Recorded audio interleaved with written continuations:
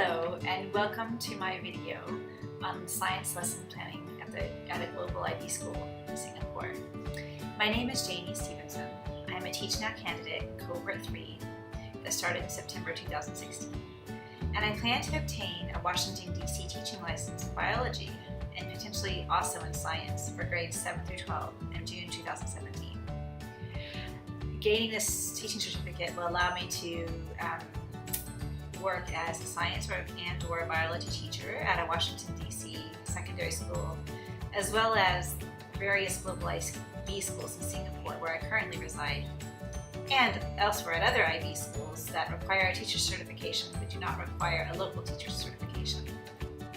Having many years of tertiary education, as well as having taught biology classes and labs to community college and undergraduate students, and a variety of classes as a supply teacher to kindergarten to grade 8 students at the Canadian International School, where I now supply teach, I feel confident in my ability to build a rapport with students. So when I teach secondary school biology or science, as I hope to do, I think that I should be able to build a rapport with my kids. And I think I will be able to manage the classroom because I have a lot of experience with this at working, and also I have a lot of experience with kids as I have 2 kids of my own.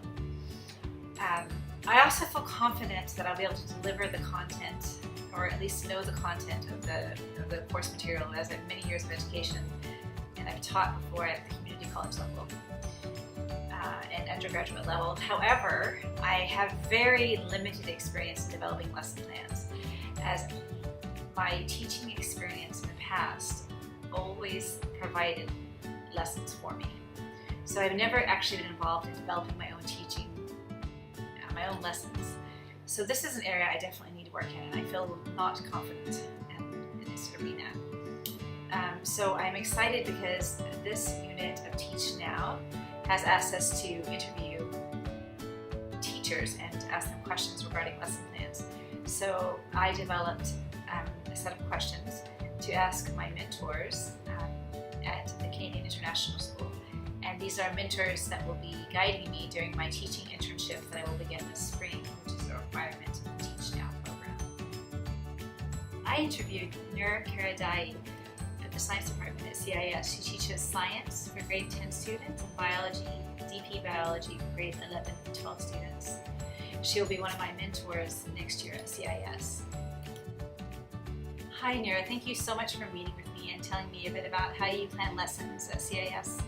My first question is, how long before a lesson do you usually take to plan it? No set time. I'm usually about a week ahead for a new course. Existing courses up to a month planned ahead and ready to roll out. Does CIS require a specific lesson planning template? No, they don't. Do you prepare a lesson plan for every lesson that is taught? No, I don't write lesson plans for every lesson at CIS. I did at my last school because it had different inspection requirements. Does CIS require lesson plans to be submitted to the administrators or shared with other teachers or parents? Yes, but they're not shared in a traditional sense. We have an online platform that has all learning materials, objectives, expectations, due dates, additional resources, etc. that is open to all community members and administrators.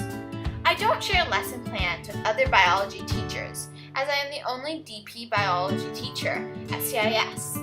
But the grade 10 science teachers do meet weekly to share ideas about the week ahead, as I might be asked to discuss my biology plans with the department head at this time.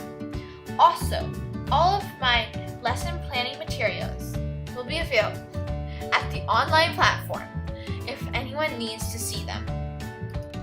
How closely do you follow your lesson plans? Tightly due to time constraints, especially for biology DP, because the class has to be prepared for their external DP exams at the end of the year. MIP has some more flexibility.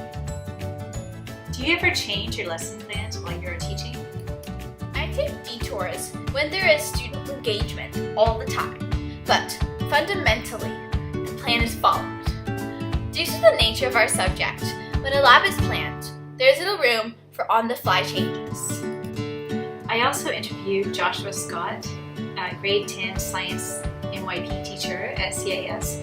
He will also be a mentor for me while I assist him in his science class next spring.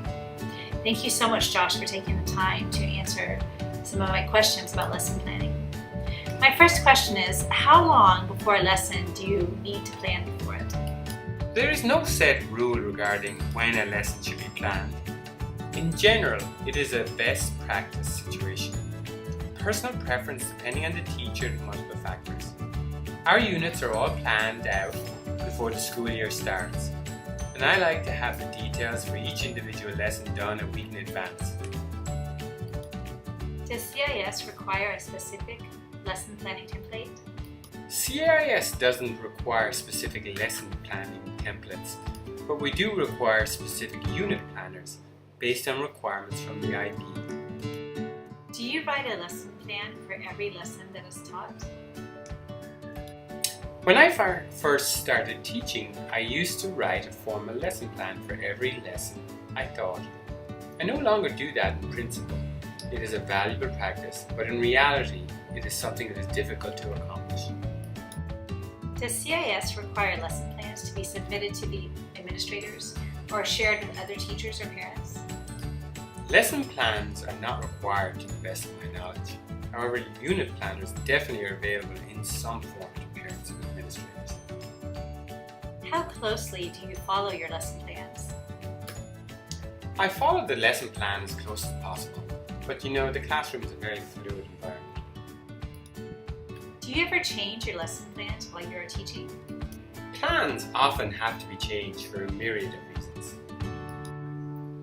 Thank you so much for listening, and thank you to Nira Karadai and Joshua Scott for their insightful comments regarding science lesson planning at CIS, as well as Emily and Nick Higgins for their invaluable voiceovers.